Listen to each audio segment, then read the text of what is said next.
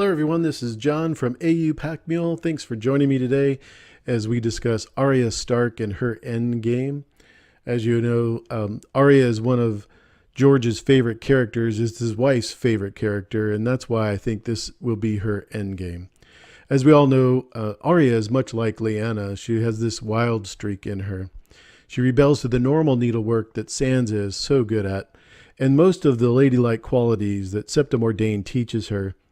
She'd rather shoot arrows, wear a helm of the Starks as great Robert Baratheon is welcome to Winterfell.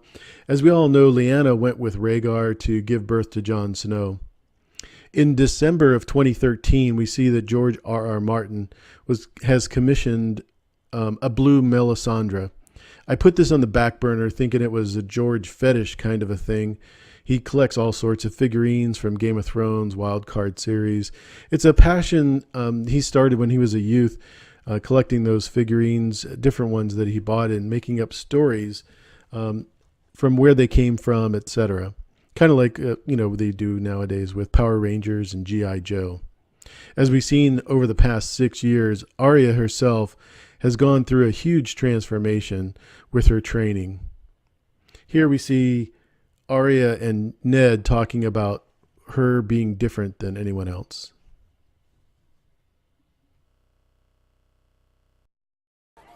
Can I be Lord of a Holdfast?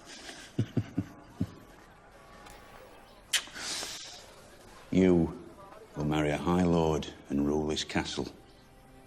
And your sons shall be knights and princes and lords.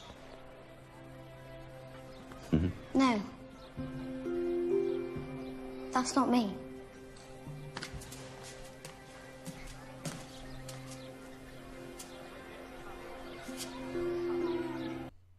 As we've seen over the past 6 years, Arya has gone through a huge transformation with her training, starting with the gift of Jon Snow's needle, later to be trained by Syrio Forel, Yoren, Jaqen H'ghar, Anguy, the Hound, and later the Faceless Men of Braavos. In the description below, you'll see a link to Teflon TV's channel describing Mel as the Night Queen, and a link to James of Thrones describing Blue Mel over a year ago. I'm here to tell you that Arya will become Blue Mel. I know what you're thinking. How is that possible? But in Season 1, we see examples of marriages being the key to joining allies. Throughout history, when an enemy cannot be defeated or to ensure the prevention of additional rebellions, we see marriages. It says to the enemy, I want your line of children to be part of my line of children, and it's usually very effective. Arya will be negotiated as the only thing the Night King needs or wants to carry on his race. Arya knows the end will be the doom of all men if she does not. So why would the Night King want Arya, and why would Arya want the Night King? Jon will know there will be no alternative to working out a deal with the Night King because he has used all his resources, all his allies, and all his other possibilities. If you think Jon is like Azor Ahai, this is where Arya will become Nissa Nissa. Remember, George always has an interesting twist on these painful stories. Originally, Jon and Arya were to be romantically involved. Arya's love for Jon and lack of fear. Here is a perfect example of the Tyrells joining with the Lannisters, knowing that Joffrey is not the perfect king, and they are doing it just to climb the ranks of the Seven Kingdoms. Also, it is not a perfect example of what two people love each other getting married for. It's just an alliance. And this is exactly what's going to happen with Arya. Your Grace, my sister Marjorie, her husband was taken from us before. She remains innocent. I would ask you to find it in your heart to do us the great honor of joining our houses. Is this what you want, Lady Marjorie? With all my heart, Your Grace.